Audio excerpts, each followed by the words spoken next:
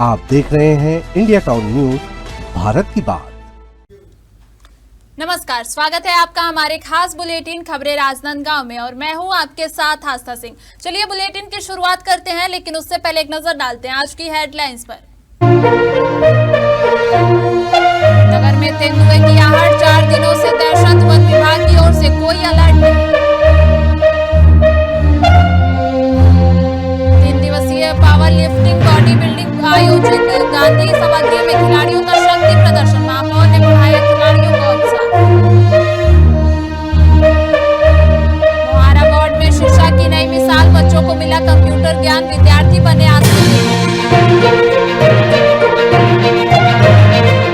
परीक्षाओं की तैयारी तेज, अधूरा कोर्स पूरा करवाने का निर्देश, शिक्षक दे रहे विशेष ध्यान। हाई स्कूल मैदान में सनातन धर्म आयोजन, समाज को जोड़ने वाला धार्मिक कार्यक्रम, समाज में दिखाई भाईचारा और सांस्कृतिक समरसता।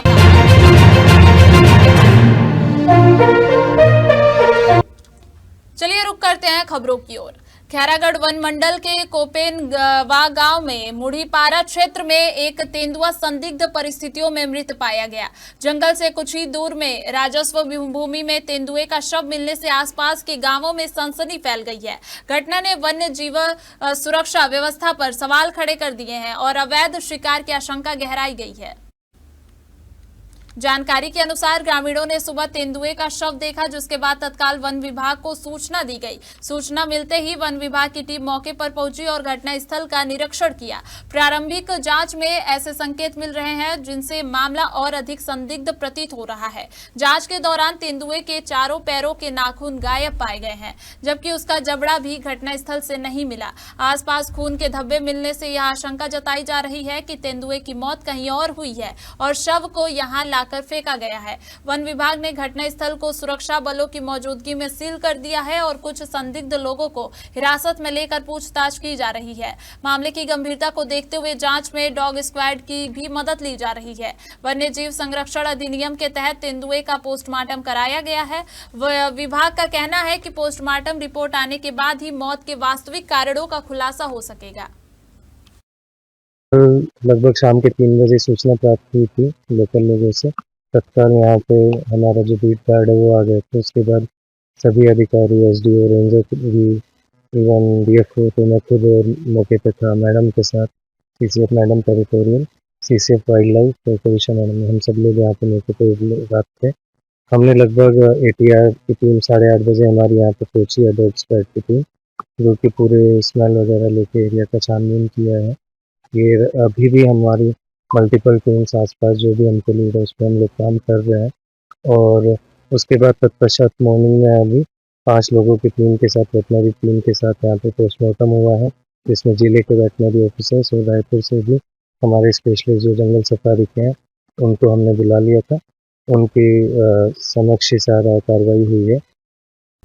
नगर के हाई स्कूल मैदान में हाल ही में हिंदू सनातन एकता धर्म के आयोजन ने न सिर्फ छुई खदान बल्कि पूरे जिले में एक सकारात्मक और एकता का संदेश फैलाया। इस कार्यक्रम में सभी जाति और वर्ग के लोगों ने बड़ी संख्या में हिस्सा लिया, जिससे यह स्पष्ट हुआ कि सनातन संस्कृति समाज को जोड़ने का कार्य कर रही है।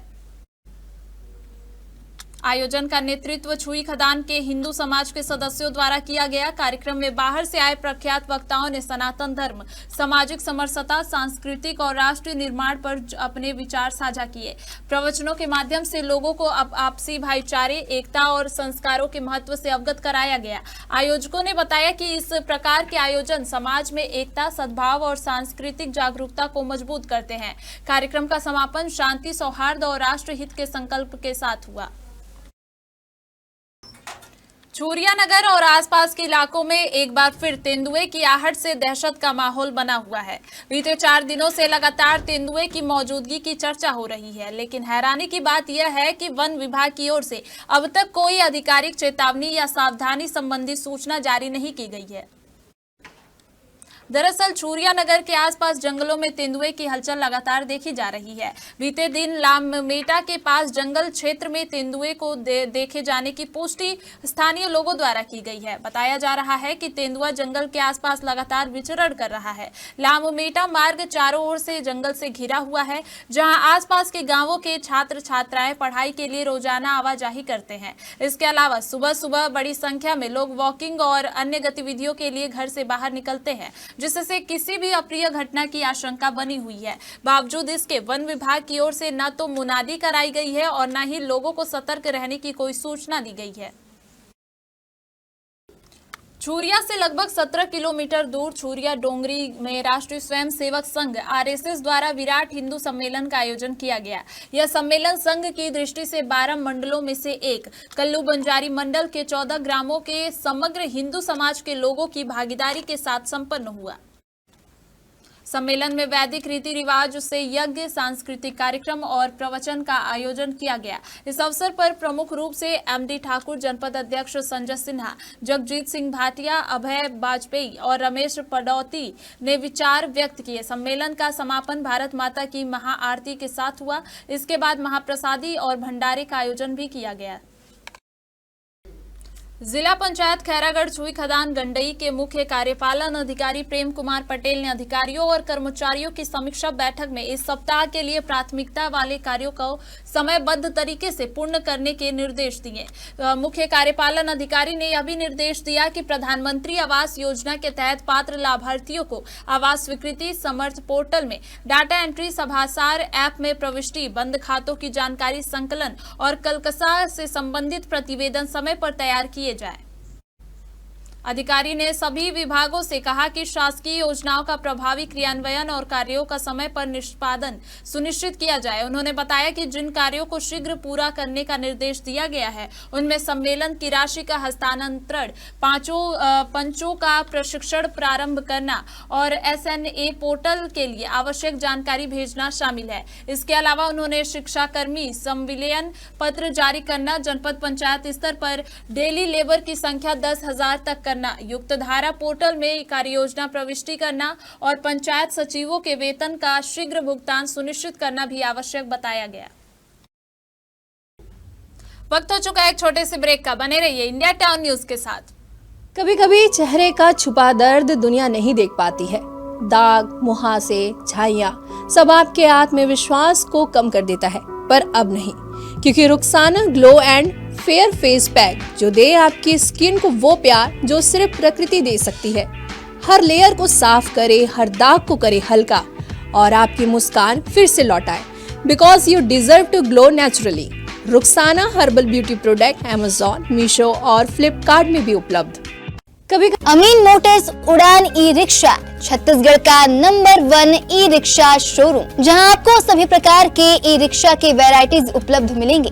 हमारा ई रिक्शा काफी मजबूत है और ये सालों साल चलता है, तो आज ही घर ले आइए RTO इंश्योरेंस के साथ। हमारा पता है अमीन मोटर्स, प्यारेलाल चौक, GE रोड, न्यायालय के पास, राजनांदगांव। 9827174038 7724047008। जिले के किसानों ने अपनी 12 सूत्रीय मांगों को लेकर राजनांदगांव के जयस्तंभ चौक में किसान स्वाभिमान रैली महाधरना का आयोजन किया। सभा के बाद किसानों की रैली कलेक्ट्रेट तक पहुंची और किसानों ने मुख्यमंत्री और राज्यपाल के नाम ज्ञापन सौंपा। इस दौरान प्रदर्शन में किसानों की भारी भीड़ दिखी। किसानों का कहना है कि अगर उनकी मांगों पर सरकार ध्यान नहीं देती तो आने वाले दिनों में बड़े पैमाने पर प्रदर्शन किया जाएगा। दरअसल धान खरीदी के लिए टोकन नहीं मिलने से किसान परेशान है। टोकन के अभाव में किसान अपना धान मंडी नहीं भेज पा रहे हैं, जिससे उनकी परेशानी लगातार बढ़ती जा रही है। इसी के अलावा प्रदेश किसान संघ ने स्पष्ट किया है कि खरीदी केंद्रों में प्रवेश के समय किसानों की फोटोग्राफी अपमानजनक है और इसे तुरंत रोकना चाहिए। किसानों का कहना है कि जब खरीदी बायोमेट्रिक प्रणाली के माध्यम से हो रही है तो उनकी फोटोग्राफी करने की कोई आवश्यकता नहीं है। किसान संघ ने प्रशासन से अपील की है कि किसानों की गरिमा का ध्यान रखते हुए उनकी मांगों को गंभीरता से सुना जाए और उन्हें सम्मानजनक माहौल में खरीदी की सुविधा दी जाए। जी देखिए, हम लोग काफ़ी समय से ज्ञापनों के माध्यम से शासन प्रशासन को अवगत करा रहे हैं, लेकिन क्या है, हमारे मांगों पे कार्रवाई नहीं हो रही है। इसलिए आज हम लोग किसान स्वाभिमान रैली निकाल करके, है ना, प्रांतव्यापी जो आंदोलन है उसकी यहाँ से शुरुआत कर रहे हैं। देखिए, सबसे प्रमुख विषय तो क्या बोलते हैं, किसान के स्वाभिमान की है। अभी तक बायोमेट्रिक आधार पे धान खरीदी होती रही है, जिसमें किसान को उपस्थित होकर के अंगूठा लगाना अनिवार्य होता था। इसके बावजूद किसान को अपमानित करने वाली प्रक्रिया अब चालू की गई है कि आप खरीद केंद्र में प्रवेश करेंगे तो प्रवेश के समय वाहन के साथ आप पर्ची लेकर के फोटो खिंचाएंगे, मानो कोई अपराधी हो। तो ये किसान के स्वाभिमान को आहत करने वाली बात है। इसको तत्काल हम रोकने की मांग कर रहे हैं। धान खरीदी को लेकर के बहुत सारी विसंगतियां हैं, है ना, पंजीयन को लेकर के है, गिरदावरी को लेकर के है, उसके साथ दैनिक जो लिमिट है वो कम कर रखी इन्होंने, तो किसान को टोकन के लिए परेशान होना पड़ रहा है। उसके साथ साथ किसान अगर टोकन लेकर के चले भी गया तो वहां पर अवैध वसूली 6 से 8 रुपए प्रति कट्टे के हिसाब से की जा रही है, जो कि बिल्कुल गलत है। राजनांदगांव के गांधी सभागृह में आयोजित 3 दिवसीय राज्य स्तरीय पावर लिफ्टिंग एवं बॉडी बिल्डिंग प्रतियोगिता का आयोजन हुआ। कार्यक्रम में राजनांदगांव नगर निगम के महापौर मधुसूदन यादव मुख्य अतिथि के रूप में उपस्थित रहे। प्रतियोगिता में प्रदेश भर से आए खिलाड़ियों ने अपनी शक्ति, कौशल और प्रतिभा का प्रदर्शन किया। इस अवसर पर महापौर मधुसूदन यादव ने खिलाड़ियों का उत्साहवर्धन करते हुए कहा कि खेल युवाओं में अनुशासन, आत्मविश्वास और स्वास्थ्य जीवन शैली को बढ़ावा देते हैं। उन्होंने कहा कि पावर लिफ्टिंग और बॉडी बिल्डिंग जैसे खेल न केवल शारीरिक मजबूती प्रदान करते हैं बल्कि मानसिक सशक्तता को भी विकसित करते हैं। 3 दिनों तक चलने वाली इस प्रतियोगिता में उत्कृष्ट प्रदर्शन करने वाले खिलाड़ियों को पुरस्कार एवं प्रमाण पत्र प्रदान कर सम्मानित भी किया गया। राजनांदगांव जिले मोहारा वार्ड के पार्षद आलोक श्रोती ने शिक्षा के क्षेत्र में एक सराहनीय और अनोखी पहल की है। उन्होंने आर्थिक रूप से कमजोर विद्यार्थियों को निःशुल्क कंप्यूटर शिक्षा प्रदान कर उन्हें आत्मनिर्भर बनाने की दिशा में महत्वपूर्ण कदम उठाया है। जानकारी के अनुसार कुछ विद्यार्थियों के पास कंप्यूटर सीखने की प्रबल इच्छा थी, लेकिन आर्थिक अभाव के कारण वे प्रशिक्षण नहीं ले पा रहे थे। विद्यार्थियों ने अपनी समस्या पार्षद के सामने रखी। उनकी बातों को गंभीरता से सुनते हुए पार्षद ने अपनी निजी खर्च पर उन्हें निःशुल्क कंप्यूटर प्रशिक्षण दिलाने की व्यवस्था की। कोर्स पूरा करने के बाद पार्षद द्वारा विद्यार्थियों को प्रमाण पत्र भी प्रदान किए गए। प्रशिक्षण प्राप्त करने के बाद अब ये विद्यार्थी कंप्यूटर में दक्ष हो गए हैं, जिससे उन्हें भविष्य में नौकरी पाने में सहायता मिलेगी। पार्षद ने बताया कि आज के समय में लगभग हर क्षेत्र में कंप्यूटर का ज्ञान आवश्यक है। इसी उद्देश्य से यह पहल शुरू की गई है। हम लोग को पार्षद भैया आलोक श्रुति के निवारण से मिले हैं प्रमाण पत्र। इसके भविष्य के लिए बहुत काम आएगा और बहुत युवाओं को कंप्यूटर सीखने के लिए प्रेरित किए। और कोई शुल्क वगैरह लिया गया? नहीं, निःशुल्क था। कंप्यूटर आप सीखोगे बोले थे, किसको बोले थे सब बात सीखने के लिए? भैया को, आलोक श्रुति भैया को। फिर वो निःशुल्क? हाँ, निःशुल्क सिखाया? हाँ। कैसा लग रहा है? बहुत अच्छा लगा। आज यहाँ क्या हुआ, आए हैं? हमको प्रमाण पत्र मिले और भैया के हाथों से अच्छा ही लगा। हम लोग को दिग्विजय मतलब आलोक भैया के माध्यम से दिग्विजय कंप्यूटर में हम लोग को निःशुल्क शिक्षा प्राप्त हुई। हम लोग बहुत देर से कंप्यूटर टैली का कोर्स करना चाह रहे थे, तो हमें एक दिन भैया ने एक जो भी स्कीम निकाली, निःशुल्क फॉर्म निकाला और जो भी बच्चे हैं उनको कंप्यूटर कोर्स करने के लिए प्रेरित किया। ये हम अपने माध्यम से ये कोर्स नहीं कर पा रहे थे, तो भैया ने ये कोर्स निःशुल्क करवाया हमसे। कैसा लग रहा है? ऐसा बहुत अच्छा लग रहा है। आज यहाँ प्रमाण पत्र वितरण का कार्य चल रहा था। यहाँ हमारे यहाँ बच्चियाँ, मैं देखता था बच्चे बच्चियाँ, हमारा वार्ड बहुत थोड़ा श्रमिक बहुल्य क्षेत्र है और काम को लेकर के एक पार्ट टाइम जॉब भी इनको पढ़ते पढ़ते मिल सके। बहुत लोग पार्ट टाइम जॉब भी जाते हैं, कोई भट्टे में जाता है, कोई कहीं जाता है। तो पढ़ाई के मामले में मुझे ऐसा खुद को व्यक्तिगत लगता था कि कुछ कमी है, तो मैंने उसके लिए एक पहल चालू की कि निःशुल्क कंप्यूटर अगर कोई सीखना चाहता है बच्चा, उसमें टैली है, हिंदी टाइपिंग है, वर्ड था और भी बहुत कुछ चीज़ों का जो सीखना चाहते हैं। 3 महीने का डिप्लोमा कोर्स था। तो मैंने एक सर्वे भी किया, उसके माध्यम से फिर सबसे बात करके फॉर्म भी भरवाया।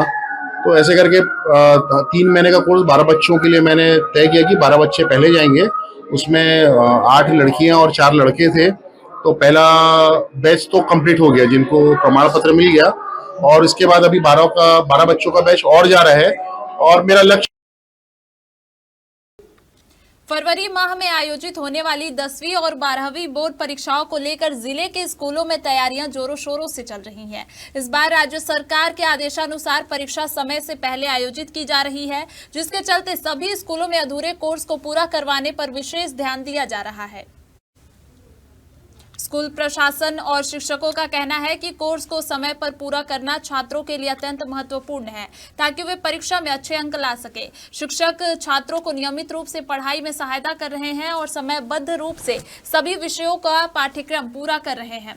जिले के शिक्षा अधिकारियों ने भी इस बात पर जोर दिया कि छात्रों को परीक्षा की तैयारी के लिए पर्याप्त समय और मार्गदर्शन उपलब्ध कराया जाए। इसके तहत स्कूलों में अतिरिक्त क्लास और रिवीजन सत्र भी आयोजित किए जा रहे हैं। ये तैयारी चल रही है। कोर्स भी लगभग 12वीं का 90 से 95% हो चुका है, 10वीं का लगभग पूरा हो चुका है। तैयारी चल रही है। जिला शिक्षा के माध्यम से भी ऑनलाइन क्लासेस संचालित हो रही हैं। सुबह 11 से 12 रेगुलर 10वीं की और 12वीं 3 से 4। तो दोनों कक्षाओं में विद्यार्थियों की संख्या है? टोटल विद्यार्थी 299 हैं। 10वीं में लगभग 75 और 12वीं में लगभग 96। इस बार बोर्ड परीक्षा चल रही है, तो उसकी तैयारी कैसे है बच्चों की? चल रही तैयारी जिला शिक्षा के माध्यम से तो ऑनलाइन क्लास का संचालन हो ही रहा है, और जो कमजोर बच्चे हैं उन पर भी हम फोकस कर रहे हैं। राजनांदगांव के महावीर चौक के पास पानी की पाइपलाइन विगत कई दिनों से फूटी हुई थी, जिससे हजारों लीटर पानी बेकार जा रहा था। स्थानीय लोगों ने लंबे समय तक शिकायत की थी, लेकिन आज नगर निगम की टीम मौके पर पहुंची और पाइपलाइन की मरम्मत का कार्य शुरू किया। स्थानीय निवासियों के अनुसार पाइपलाइन फूटने के कारण लगभग 6 दिनों से पानी का बहाव लगातार हो रहा था, जिससे न केवल पानी की बर्बादी हो रही थी, बल्कि आसपास के क्षेत्रों में जल आपूर्ति में भी दिक्कतें आ रही थी। नगर निगम के अधिकारियों ने बताया कि पाइपलाइन की मरम्मत पूरी कर दी गई है और जल आपूर्ति जल्द ही सामान्य हो जाएगी। स्थानीय लोगों ने निगम की कार्रवाई की सराहना की, लेकिन साथ ही यह भी कहा कि अगर समय पर कार्रवाई होती तो पानी की इतनी बर्बादी न होती।